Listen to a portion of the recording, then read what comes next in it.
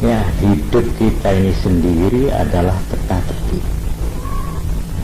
Kita tidak tahu apa-apa yang akan terjadi. Masa depan kita tidak tahu persis.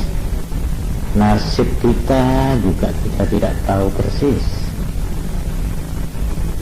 Oleh karena itu, di samping usaha dan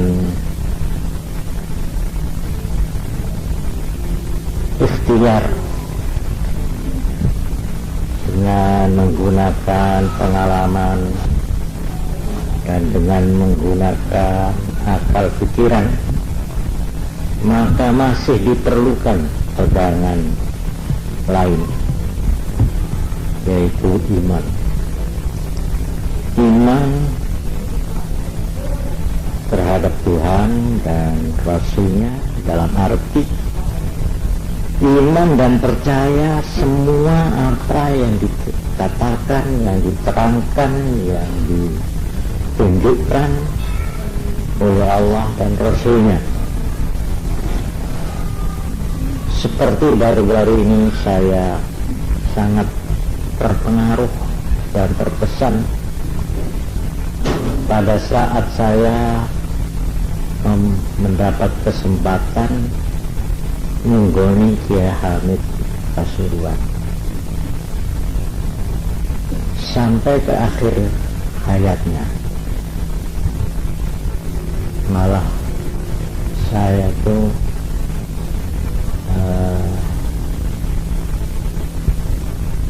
ya ikut menalkin.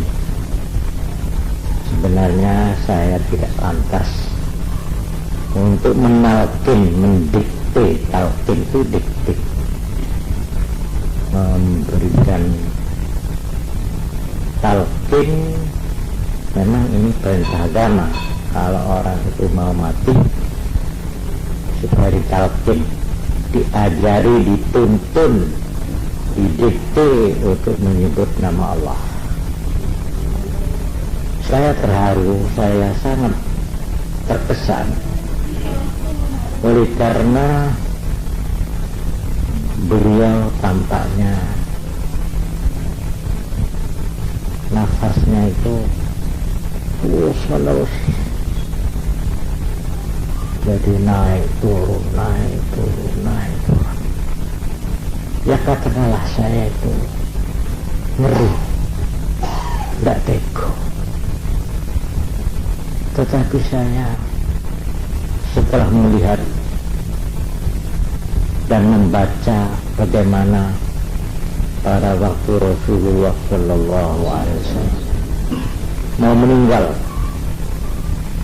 saya terhibur, saya menjadi lega karena Kanjeng Nabi kita, manusia pilihan itu, Rasul terakhir itu, malahan kepala dari semua Rasul itu pun pada saat-saat detik-detik menghadap mati itu juga dengan penderitaan. Beliau sakit bukan sekedar 3 hari 4 hari. Kanjeng Nabi waktu akan meninggal, waktu wafat itu sakitnya 18 hari. 18 hari. Beliau juga mengalami krisis yang disebut koma oleh dokter. Artinya beliau tidak sadar, kemudian sadar, sampai putrinya yang tercinta Fatimah Az-Zahra mendekat dan tidak tahan hatinya. Wahai Abah, kenapa engkau harus menderita semacam ini? Beliau begitu tinggi panas badannya itu, sampai selimutnya itu dipegang aja panas, selimutnya panas. dan beliau terus menerus dikompres. Ada cawan penuh air, tangannya dicup dari panas. Terus ini dahinya itu basahi. Persis Kiai Hamid juga begitu. Panasnya. Saya insyaallah pada waktu lain saya akan menceritakan lebih lengkap lagi tentang bagaimana Nabi mengakhiri hidupnya. Cuma yang penting beliau memang pernah bersabda, yaitu lewat hadisnya Ibu Aisyah radhiyallahu anha.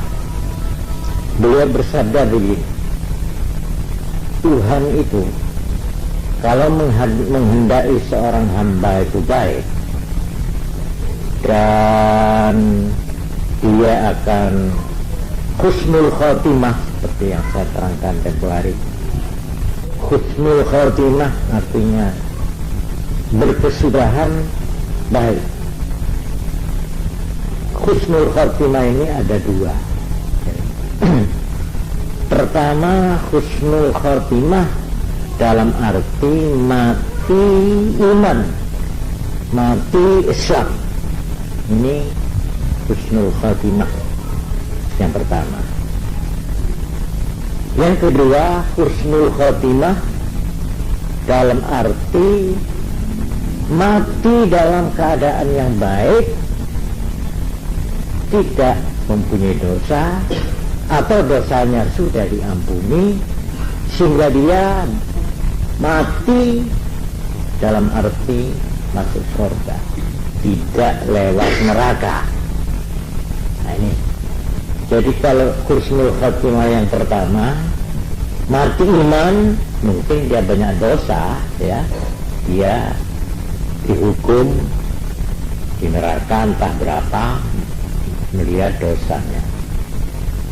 Tapi yang kedua, ini mati dalam arti bebas dari dosa, sehingga dia tidak usah masuk neraka, langsung masuk surga. Nah ini Nabi bersabda lewat hadis Ibu Aisyah, nek wong itu dikarepno husnul khotimah 1 tahun sebelum mati, itu Tuhan sudah mengirim malaikat khusus untuk orang ini. Jadi ada malaikat yang khusus dikirim oleh Allah yang selalu membimbing orang ini selama setahun itu untuk mengerjakan hal-hal yang baik. Kalau dia akan mengerjakan barang yang tidak baik, itu dihalang-halang. Enak jalaran baik itu orang sampai mengerjakan perbuatan dosa.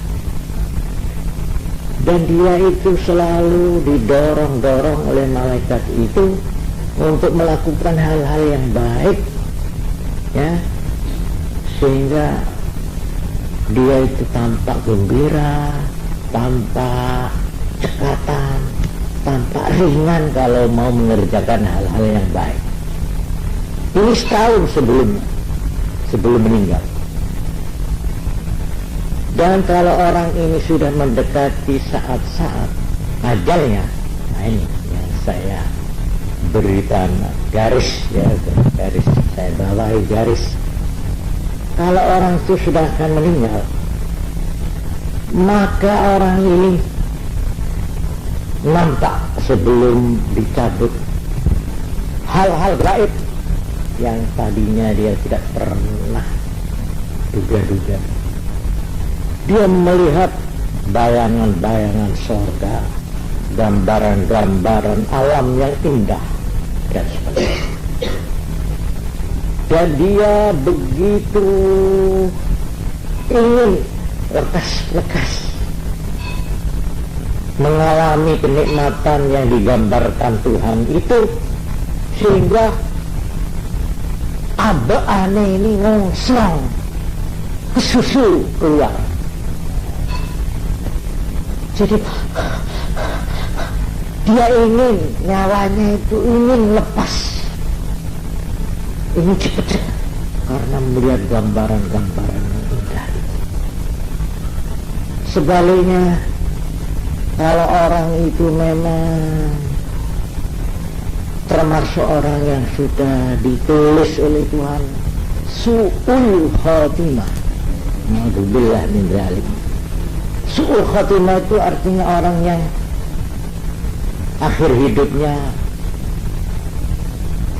jelek, dalam arti entah dia mati tidak iman, ya, mati tidak Islam,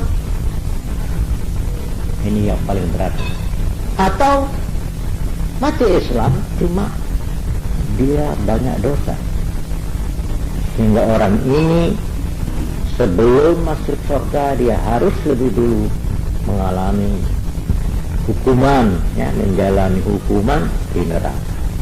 Nah, ini namanya su'ul khatimah. Orang yang su'ul khatimah itu 1 tahun sebelum meninggal, dia kemana saja pergi didampingi oleh satu setan yang istimewa. Setan dia yang tahu persis apa kesukaan anak ini, bagaimana jalan pikiran anak ini, bagaimana hobi anak ini. Ini setan betul-betul setan yang lain daripada yang lain. Ini yang terus mendampingi orang ini selama setahun sebelum meninggal. Maka orang ini tidak pernah melakukan kebaikan. Dia tabu, dia entah diberi rasa enggan, rasa berat untuk mengerjakan sesuatu yang baik, apalagi yang merugikan dirinya. Sebaliknya dia merasa ringan, bukan saja, kadang-kadang merasa bangga dia tuh melakukan pelanggaran-pelanggaran. Ini tandanya orang ini sudah didampingi oleh setan yang khusus, sehingga orang ini apabila sudah akan meninggal, dia sebelum dicabut nyawanya, dia akan melihat hal-hal yang bersifat gaib yang sangat ngeri, yang mengerikan, sehingga orang ini betul-betul ketakutan melihat bayangan alam gaib yang akan dimasuki itu. Sehingga dia mungkin teriak-teriak, mungkin dia itu ngamuk-ngamuk, mungkin dia itu, walhasil digambarkan oleh Nabi dalam hadis Aisyah tadi itu, nyawanya ini mau belah, mau ditahan, mau diahan masukkan. Ini Rasulullah, saya pun menang, saya bisikin Allah, Allah, Allah. Ya Allah,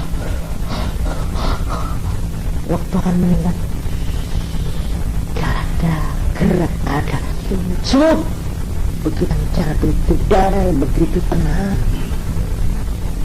Saya, alhamdulillah, setelah saya membaca hadis ini,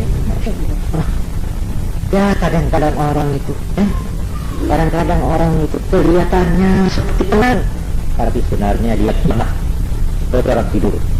Orang tidur kata itu kayak enak oleh itu. Dan dia itu mimpinya dikejar-kejar macan.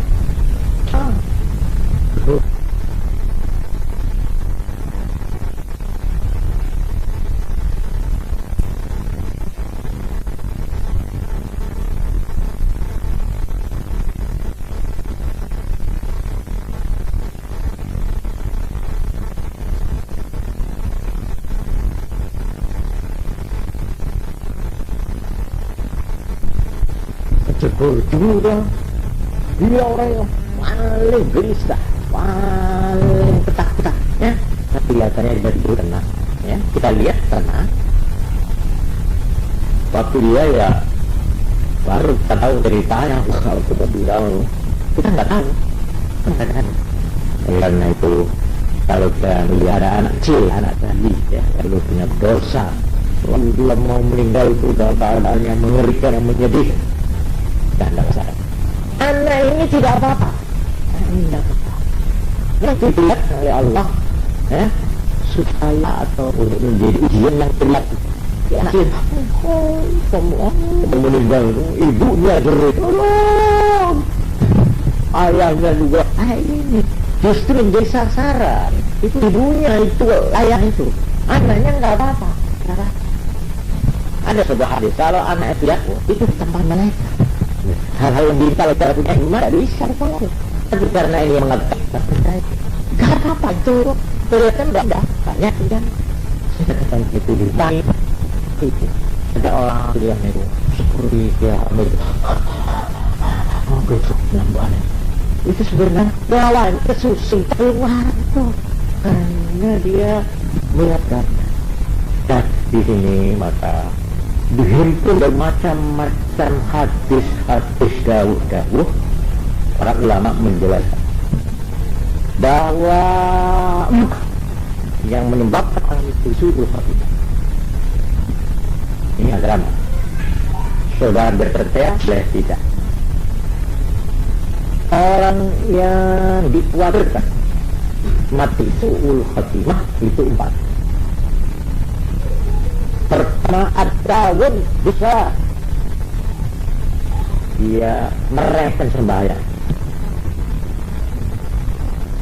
di waktu. Ogah-ogahan dia mengerjakan.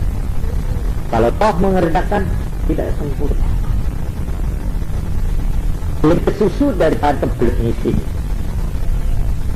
Atau sering dia mengeluarkan sholat itu dari waktu itu namanya tahawudus sholat.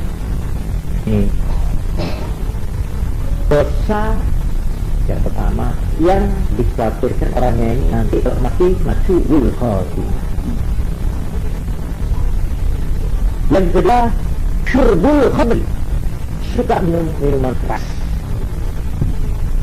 Orang ini sudah nyandu minum minuman yang memabuk dengan macam-macam untuk menghangatkan tubuh katanya, untuk menyehatkan peredaran darah katanya, dan macam. Pokoknya kalau agama sudah mengatakan ini minuman yang haram, tidak.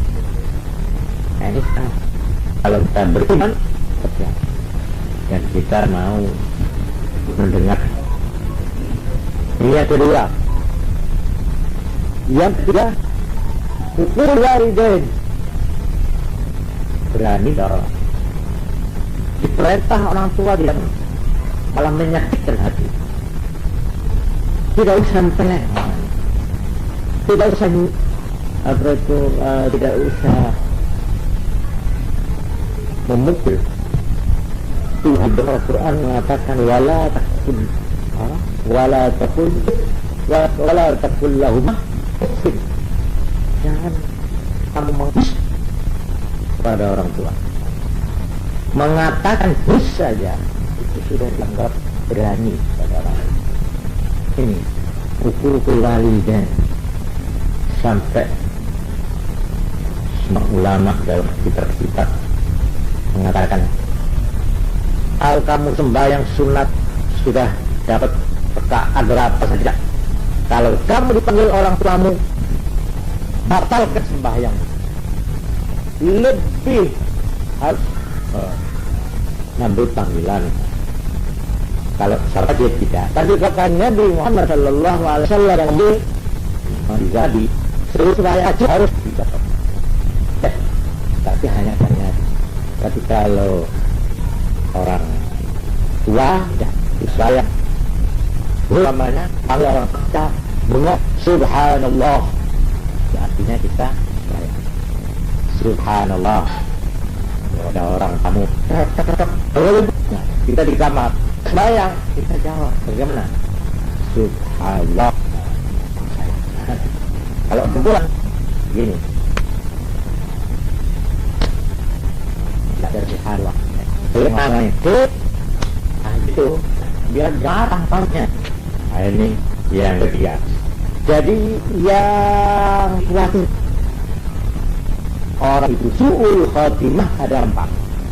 Pertama, at-tahawun bis-shalah, nyebrana non telek no sembahyang. Nomor syurbul khamri, minum arak yang memabukkan.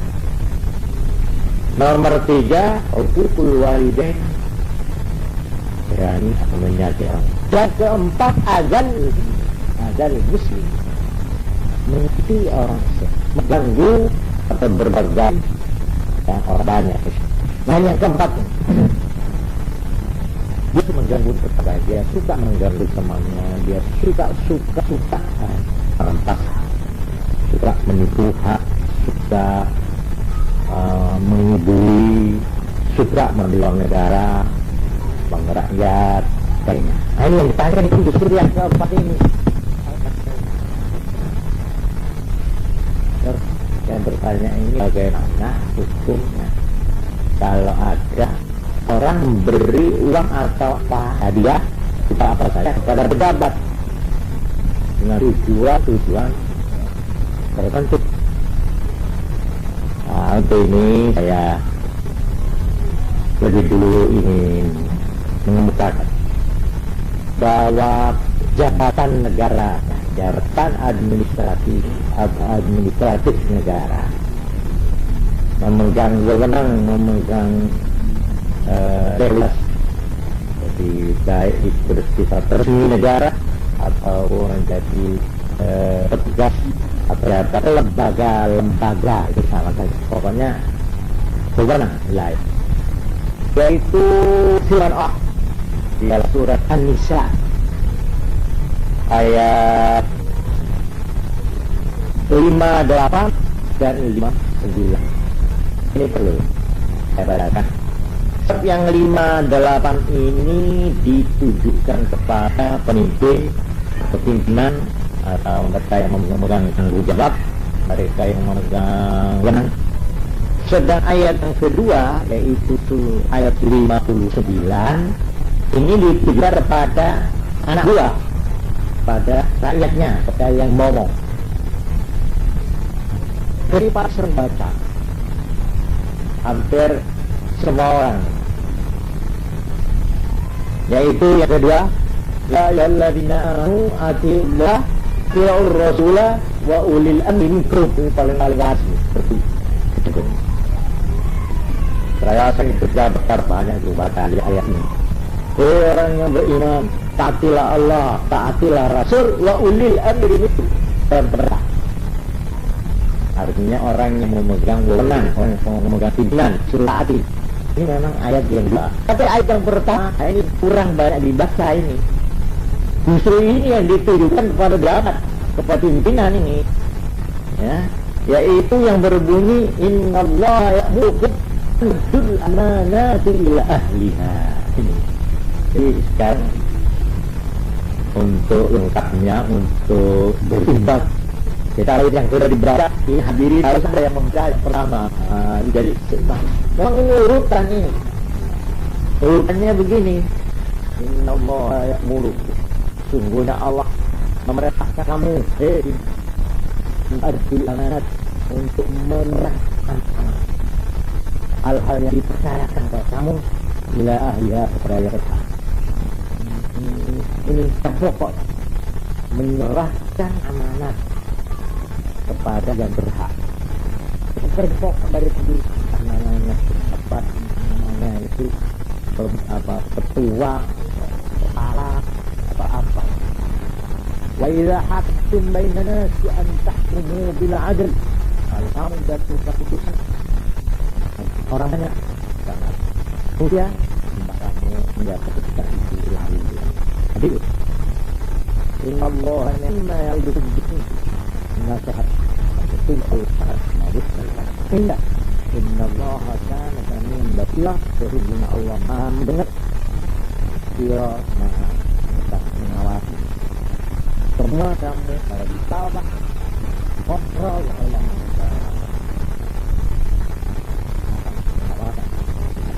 ini ayat pertama 50 itu bukan pada itu. Yang kedua Itu kita pada anak buah rakyat.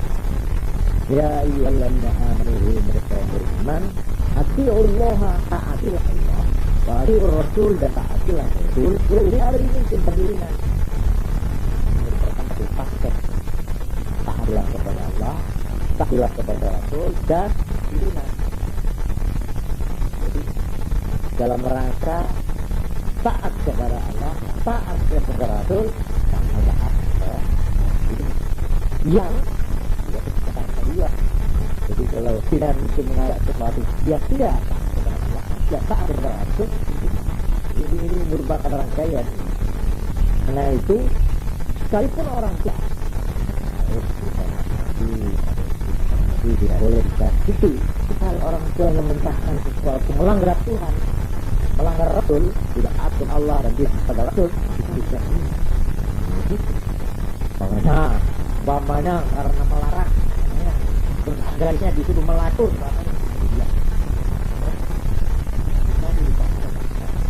akhirnya digerakkan anak gadisnya untuk dibawa terbor dalam gadisnya umpamanya namanya itu berbuat dosa, tidak boleh. Antara dari itu dan di dalam sebuah hadis dan Nabi Muhammad SAW itu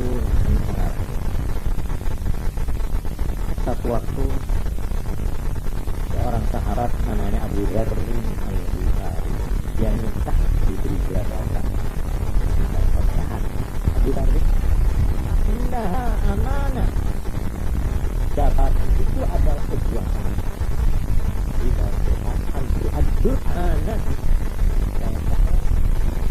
menyerahkan anak saja. Jabatan itu adalah wa innaha yaumal qiyamati khayrun lana, adalah khizr, kehinaan, wa nadamah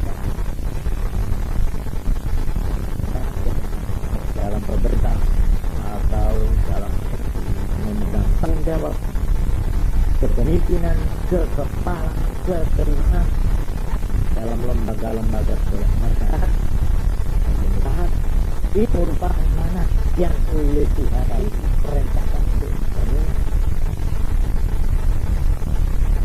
Beliau mengatakan itu semuanya perlu terima. Artinya orang itu akan terhina di hadapan Allah oleh karena walau illa man akhadha bihaqiha, kecuali orang yang mengambil anak itu menurutkan manfaatnya dan wa adda fiha, dan menyampaikan memenuhi apa yang menjadi kewajiban. Ini hadis riwayat Muslim. Oleh karena itu pada Tuhan Kanjeng Nabi Muhammad SAW bar suatu keterangan yang membuat orang-orang yang menjabat zaman ada seorang yang sudah diangkat oleh Nabi yang mau menjalankan jabatan. Kalau bertidur marah membentuk ini diceritakan di dalam wahyu, yaitu Saul an Abi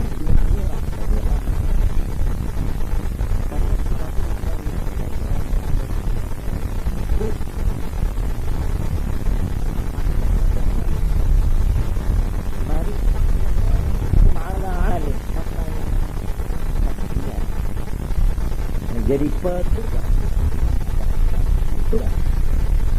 pakai mana siapa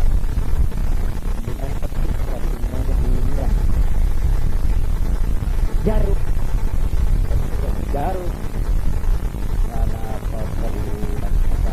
lebih dari garis, karena hululah hulu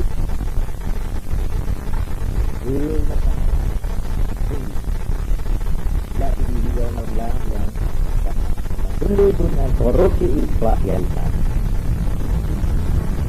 jadi sekalipun yang diambil itu hanya sebatang jeruk, maka itu akan dituntut oleh jari.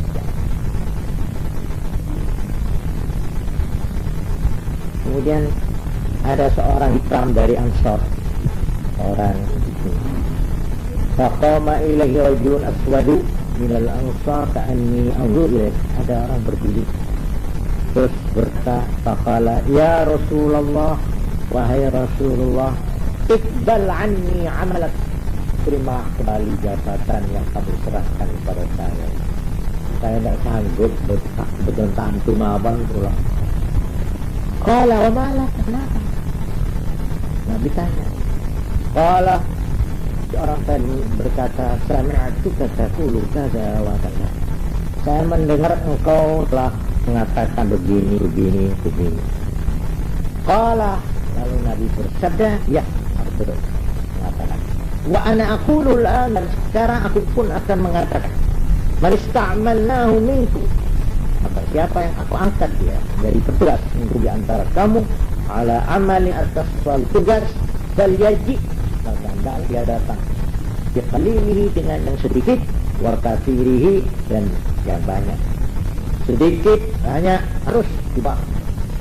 Fama utiya minhu akhadha, apa yang diberikan boleh diambil. Wa ma nuhiya anhu intaha, apa yang dilarang ya harus menghentikan. Ini satu peristiwa kecil yang menggambarkan betapa sesuatu yang dipercayakan kepada seorang sebab itu harus dipenuhi secara benar. Dalam sebuah hadis lain digambarkan Nabi, man iqta'a haqqa imri'in muslimin biyamin, siapa yang mencabut, mengambil hak orang Islam dengan sumpahnya, dia berani bersumpah untuk mengambil hak milik ya, hak orang lain, qad aujaballahu lahu nar, maka Allah telah menetapkan orang itu neraka, wa harrama 'alaihi jannah, dan mengharamkan buat orang itu surga. Faqal, kemudian ada orang bertanya, yaitu Abu Umamah atau orang lain sahabat, loh, tadi yang diambil itu wa in kana syai'an yasira ya Rasulullah, sekalipun sesuatu yang kecil dan sedikit sekali ya Rasulullah. Faqala, maka Nabi menjawab, wa in kana qadiban min araq, sekalipun hanya satu ranting dari pohon Arab itu, pohon yang dibuat silak itu. Orang kalau sudah mentah itu kan bawa silak itu pohon namanya pohon Arab.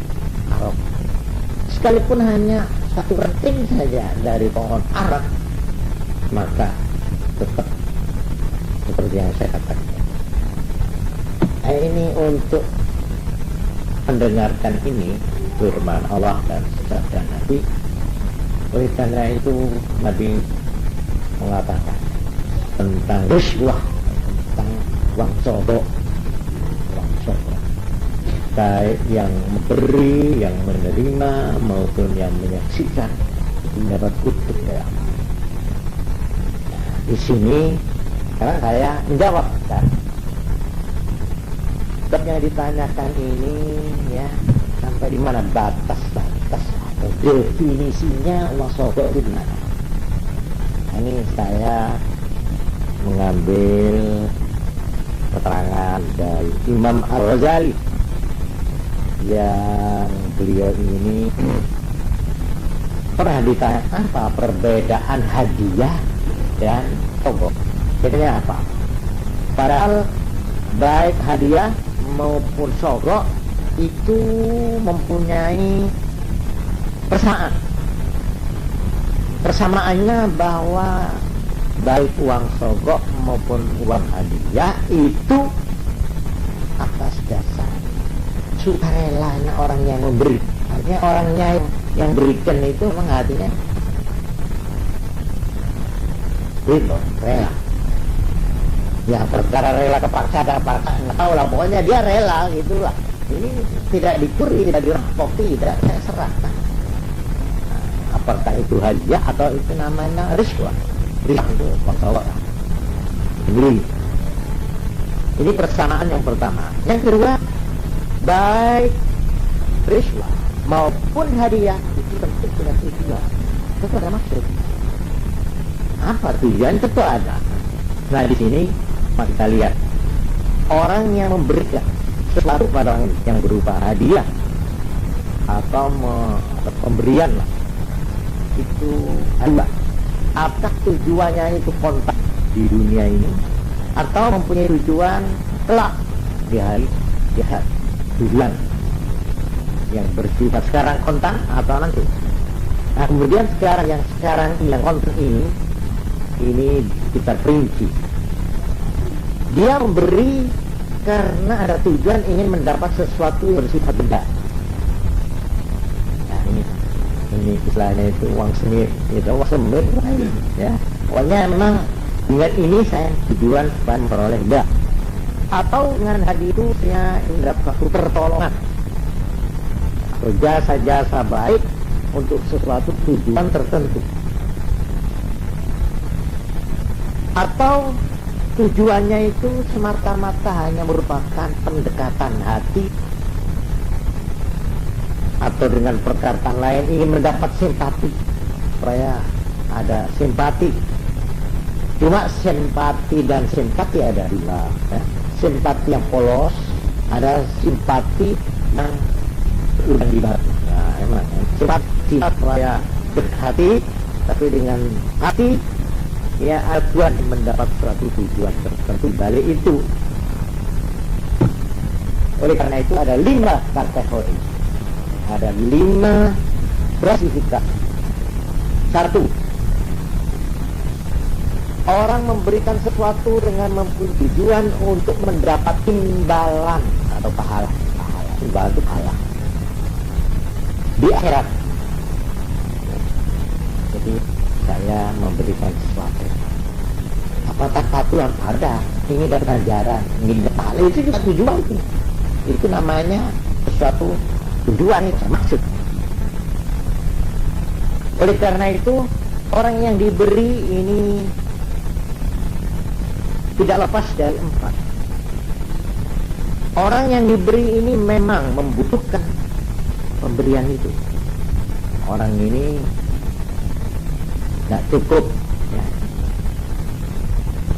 Atau orang yang diberi hadiah itu bukan karena kekurangan, tapi karena kita ingin menghormat orang ini karena kedudukannya sebagai orang alim, atau orang ini mempunyai kedudukan keturunan yang baik, mempunyai nasab agama yang baik, ya guru, menanya orang baik-baik, mamanya saya memberikan sesuatu padanya karena saya melihat dia adalah keturunan orang yang saya cintai. Atau orang ini memang orang soleh, orang yang memang ahli ibadah, ahli ini, dia dia memberi sesuatu, tak namanya sarung, tak namanya uang. Nah, di dalam hal ini orang yang beri ini belum tahu diri. Jadi kalau kira-kira mendaya tidak benar seperti yang digambarkan oleh orang yang memberi, jangan. Ini katanya warok. Kalau yang punya sikap warok, sikap dari sesuatu yang jelasnya, dia jangan menentu. Dia mengira bahwa saya orang alim, padahal saya minta apa? Saya cuma tukang pidato, saya disebut kahat, kiai haji, padahal saya sebenarnya bukan dia. Cuma ya karena biasa dalam undangan itu saya laris, lalu disebut kiai haji, padahal saya bukan dia, tidak ngerti apa-apa. Lalu kalau orang memberi sesuatu kepada saya karena kiainya, saya ada apa saya apa? Ini sudah nggak boleh menerima itu. Nah, ini gimana namanya sih keluar? Atau memang dia dimasyhurkan ini keturunan orang baik-baik, padahal tidak. Dia memang keturunannya iya, cuma anaknya jahat. Keturunan orang baik tapi sebenarnya dia brengsek. Orang itu kalau tahu ada orang sebenarnya dari orang ini kan tidak mau mungkin benar dia. Dari dalam mulai riwayat zaman kuno kan ulama-ulama salaf, orang-orang yang soleh itu dia mau belanja sendiri. Dan dia tahu kalau saya di pasar, lalu betul satu. Orang-orang yang begitu itu biasa kalau mau membeli-beli, menurutnya kira-kira tidak dikenal dari orang lain. Oke, pejabat maunya banget, ada pejabat mau belanja ke toko. Ya. Kalau tahu ini ajudan atau suruhannya pejabat itu, iya Pak. Iya sudah tidak usah bayar sama gitu loh. Nah, ini justru yang dihindari. Dalam arti saya kalau begitu namanya menjual jabatan saya, menjual kedudukan saya, menjual kekiaian saya, menjual kesolehan saya, menjual saya. Ulama-ulama zaman kuno itu kalau mau beli tidak mau langsung sendiri, tapi menyuruh orang yang orang ini tidak dikenal orangnya ulama. Ini malah sebaliknya ya, ada yang sebaliknya. Ini apa itu yang ada pesan itu katakan itu namanya KBOC itu.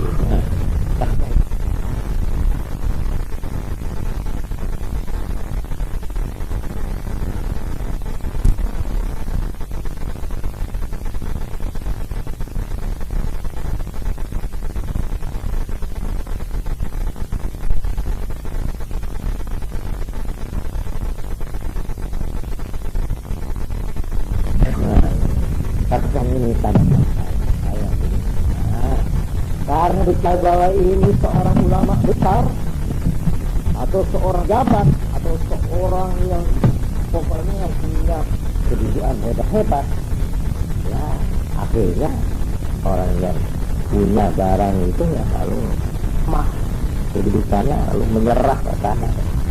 Itu namanya todongan muril namanya. Ya. Todongan muril lembok ada dua. Maaf ini saya menggunakan kata-kata menodong prostak ini semua menodong di kriminalitas di Jakarta itu todong. Ini sebenarnya juga semacam todong, ini menodongan cuma pemodongan muril ya, atau politika apa terserahlah macam-macam. Nah, jadi tentang ini boleh dari orang yang miscaruk kalau dia mempunyai tujuan ingin darah lihat ini malah mungkin mau bertambah ada cara dari yang itu pasti karena ini walur ini kalau walur ya itu uang dari aktivitas kan keadaan yang sebenarnya dia tidak akan memberi gengsi pada saya. Lain halnya kalau kamu kenapa dulu ya teman karena teman, ini lain lagi nilainya lebih tinggi ini malah ya. Nah, oleh karena itu pemberian itu ada nama. Kalau pemberian itu untuk menolong orang yang kekurangan, dan orangnya yang diberi itu memerlukan pertolongan, itu namanya sedekah. Ya. Kalau menama sedekah itu artinya yang diberi ini memang membutuhkan pertolongan. Tapi kalau tidak membutuhkan pertolongan, namanya hadiah.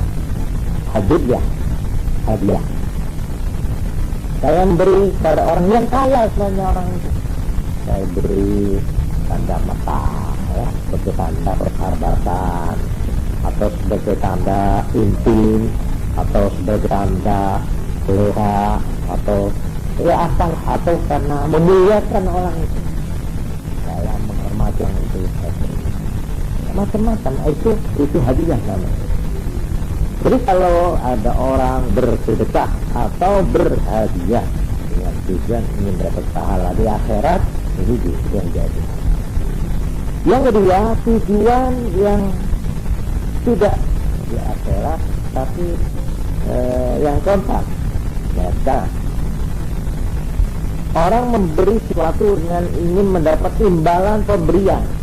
Saya memberikan sesuatu supaya sesuatu yang ada pada orang itu saya diberi. Jadi seperti orang semacam jual beli. Itu boleh. Jadi sah dan boleh. Ini semacam jual beli dalam bentuk hadiah.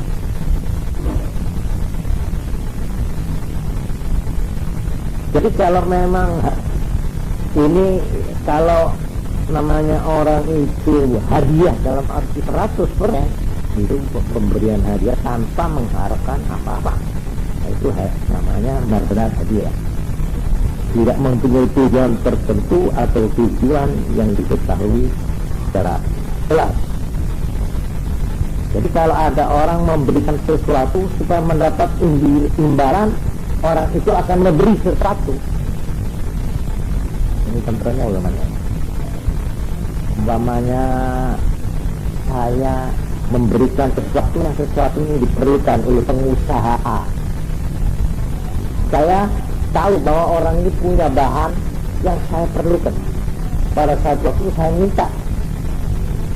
Ya, karena saya dulu pernah memberi sesuatu bahan yang diperlukan perusahaan orang ini, kemudian sekarang saya datang minta pertolongan bahan orang ini, akhirnya saya pikir ini namanya hadiah yang mengharapkan imbalan sesuatu.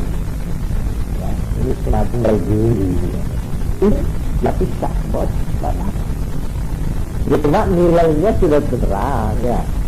Pahalanya itu tidak sama dengannya. Kemudian yang ketiga, ini kategori yang ketiga, tujuan untuk mendapat pertolongan untuk melakukan sesuatu, bukan merupakan benda, tapi supaya orang ini suka menolong, beri sesuatu, menolong untuk mendapat sesuatu. Jadi umpamanya seperti pemberian kepada pejabat atau waktunya atau stafnya atau orang yang mempunyai kedudukan atau pengaruh pada penguasa itu. Nah, ini namanya hadiah yang bersyarat untuk mendapat imbalan yang tertentu. Nah, di sini kalau ada orang diberi sesuatu, ya, supaya mendapat pertolongan, bukan minta darah, tapi pertolongan orang ini, jasa orang ini, supaya maksud saya itu seperti yang saya berhasil. Ini dilihat, ini coba kita berhadap, apakah perbuatan itu haram? Kalau haram, jelas haram, ya. Karena yang saya minta supaya kesalahan saya, ya, oleh hakim dibebaskan. Damanya saya menyerahkan uang kepada hakim itu supaya mengucapkan bagaimana cara saya ini berakhirnya ditanya. Ini tidak boleh ini namanya. Atau sebaliknya, sesuatu wajib, ternyata kok ini juga tidak boleh. Ini aneh ya. Kalau kita memberi sesuatu kepada orang untuk mendapat pertolongan orang itu atau mendapat jasa-jasa orang itu untuk melakukan sesuatu yang haram atau wajib, dilarang. Ya, kalau itu wajib, ya orang ini nggak boleh kita beri untuk mendapatkan wajib. Apa yang orang baru sudah menjadi sudah dia mengerjakan yang terlarang. Jadi pemberiannya ya tujuan orang itu supaya mengerjakan sesuatu yang wajib dikerjakan oleh orang itu, ini haram. Atau sebaliknya mengerjakan sesuatu yang haram, bisa haram. Inilah definisinya iswa atau sodok, ya ini yang tidak diragukan haramnya. Jadi kalau kita lihat ini ada dua yang harus kita pelajari. Dengan menyewang sosok ialah pemberian. Dan dengan pemberian itu kita yang memberi membaik tujuan tertentu. Kita harus punya tujuan tertentu karena kita tertentu. Dua, dinamakan Allah. Kalau orang yang kita beri itu dikeharapkan untuk mengerjakan sesuatu yang wajib atau haram. Nah itu. Oleh karena itu kalau imbalan perbuatan yang kita harapkan itu sesuatu yang tidak haram dan tidak wajib, itu namanya apa? Kalau tidak haram wajib, artinya mubah. Hukum itu kan ada 5 ya. Di sebelah kanan wajib, lalu di bawahnya wajib apa? Sunat. Lalu sebelah kiri haram, ya bawahnya haram, makruh. Nah itu tengah ini cara ini namanya mubah. Mubah itu tidak ada hukum apa. Kalau kita memberi sesuatu supaya orang itu melakukan perbuatan yang mubah, artinya tidak wajib dan tidak haram. Nah ini perlu saya terangkan. Ada unsur yang ketiga, yaitu ada semacam jerih payah atau kesukaran. Yang jerih payah ini kalau bisa dibagi diperdakan atau jelas masuk mendapat upah, maka ini halal. Jadi ini ada 3. Satu, pemberian itu mempunyai tujuan tertentu. 2, kita mengharapkan supaya orang yang kita beri itu melakukan sesuatu yang haram atau yang wajib. Yang 3, kalau yang diharapkan sebagai imbalan pemberian saya itu sesuatu yang tidak wajib haram tapi indah, ya, mencatatkan bahwa ada kerepotan, ada supayanya, ada jeripayahnya. Nah itu seperti orang membela perang gitu, pukul atau itu mau ada hukum apa itu membela mengarah untuk bapak seperti apa itu apa pembelaannya. Nah ini boleh memberi kok, itu memang halal itu. Dalam hukum Islam ada yang harus serupa dengan ini, namanya du'alah. Macam orang mencegah artinya kira sudah setengah jatuh saya beruang. Ini alah, du'alah itu ya persen ya. Saya tulang atau berpulang, siapa yang menemukan dompet saya beri persen 10. Boleh. Ini namanya du'alah.